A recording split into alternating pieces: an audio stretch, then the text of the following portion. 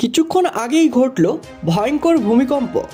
তো এই ভূমিকম্পের জেরে কতজনের মৃত্যু হয়েছে, কতজন আহত হয়েছে এবং কেমন কি ক্ষয়ক্ষতি হয়েছে এই ভূমিকম্পের জেরে, এই বিষয়ে আবহাওয়া দপ্তর কি জানিয়েছে, তো সম্পূর্ণ বিস্তারিত জানিয়ে দেবো এই ভিডিওতে। ভিডিওটি অবশ্যই শেষ পর্যন্ত দেখবেন। ভিডিওতে একটি লাইক করবেন, আর আপনি এই ভিডিওটি কোথায় থেকে দেখছেন কমেন্ট করে জানাবেন। আর এমনই ভিডিওর মাধ্যমে দেশের লেটেস্ট ট্রেন্ডিং খবরগুলি সবার আগে পাওয়ার জন্য চ্যানেলটিকে সাবস্ক্রাইব করে পাশের বেল আইকনটি প্রেস করে চ্যানেলের সঙ্গে থাকবেন। তো চলুন এবার এক নজরে দেখে নেওয়া যাক। মহারাষ্ট্রের নাসিকের পর এবার ভূমিকম্প মেঘালয়ে। ভোরাতে কেঁপে উঠল শৈলশহর মেঘালয়। আতঙ্কে বাড়িঘর ছেড়ে বেরিয়ে আসেন বাসিন্দারা। রিক্টার স্কেলে কম্পনের তীব্রতা ছিল 3.6। ভূপৃষ্ঠ থেকে 5 কিলোমিটার গভীরে ছিল কম্পনের উৎসস্থল।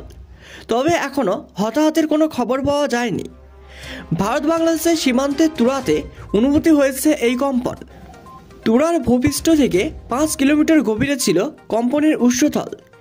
এরপরে বেশ কয়েকবার আফটার শক অনুভূতি হতে পারে বলে আশঙ্কা করা হচ্ছে। বাসিন্দাদের সতর্ক থাকতে বলা হয়েছে। গত কয়েক সপ্তাহ ধরেই এশিয়ার বিভিন্ন দেশে ভূমিকম্প অনুভূতি হয়েছে। নেপালে তীব্র ভূমিকম্পে 6 জন মারা গিয়েছেন কয়েকদিন আগে। সেদিন ভারতের উত্তরাখণ্ড এবং দিল্লিতে কম্পন অনুভূতি হয়। তারপরের দিন আবার গুজরাটের সুরাতে অনুভূতি হয় কম্পন।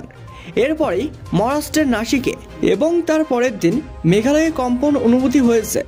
এরই মধ্যে আবার ইন্দোনেশিয়ার জাভা দ্বীপে ভয়ঙ্কর ভূমিকম্প হয়েছে। রিক্টার স্কেলে কম্পনের তীব্রতা ছিল 6.9। এর জেরে 168 জন মারা গিয়েছেন।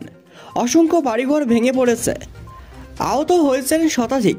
তারপরেও পাপুয়া নিউ গিনিতে বিধ্বংসী ভূমিকম্প হয়। গতকাল তুরস্কে তীব্র ভূমিকম্প হয়েছে। রিক্টার স্কেলে তার তীব্রতা ছিল 6। তবে হতাহতের কোনো খবর পাওয়া যায়নি।